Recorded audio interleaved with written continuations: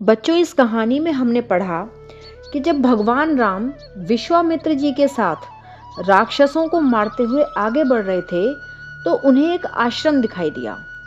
वो बच्चों एक ऐसा आश्रम था जो एकदम सुनसान था।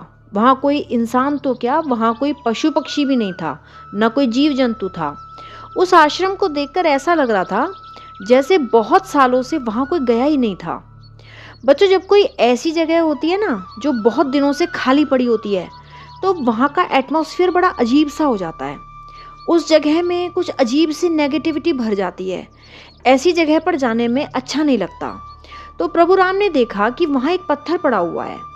तो भगवान राम ने ऋषि विश्वामित्र जी से पूछा कि ये पत्थर कैसा है। तो विश्वामित्र जी ने बताया कि ये गौतम मुनि की पत्नी अहिल्या है, जिनको उनके ही पति ने पत्थर बनने का श्राप दे दिया था। मतलब बच्चों, गौतम मुनि के श्राप से अहिल्या जी का जो मन था ना, वो पत्थर के समान जड़ हो गया था। जड़ मतलब जो अपनी जगह से बिल्कुल भी हिल डुल ना सके। उसमें सोचने की शक्ति, विचार करने की शक्ति खत्म हो जाती है। इसी कारण वो एक जगह एक पत्थर की तरह पड़ी रह गई।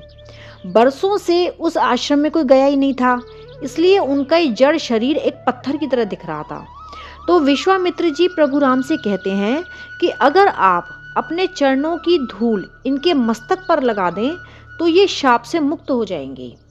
मुनि विश्वामित्र जी की आज्ञा मानकर प्रभु राम ने जैसे ही अपने चरणों की धूल से उस पत्थर को छुआ, वहां अहिल्या जी प्रकट हो गई। प्रभु श्री राम जी को सामने देखते ही माता अहिल्या भगवान राम के प्रति प्रेम से भर उठी और उन्होंने प्रभु राम के चरण पकड़ लिए। बच्चों, प्रभु के चरण कोई हम साधारण इंसान के जैसे पैर नहीं है।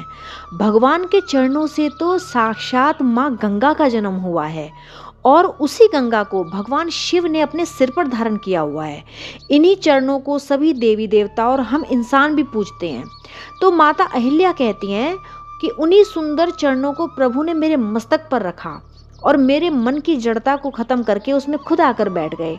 माता अहिल्या के मन में जैसे ही प्रभु आकर बैठे, भगवान राम आकर बैठे, माता अहिल्या का मन आनंद से भर गया।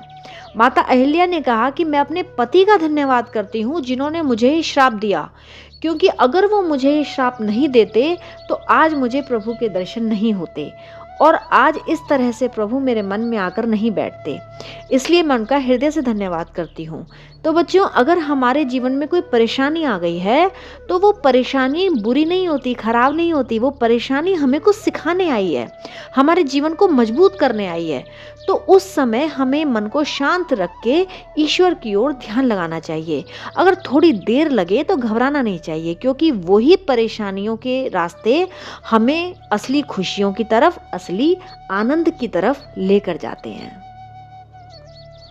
जय सिया राम, जय जय सिया राम, जय रघुनंदन जय घनश्याम, जानकी वल्लभ सीताराम, जब बोलो तब राम ही राम, राम संवारे सबके काम, राम करेंगे पूर्ण काम।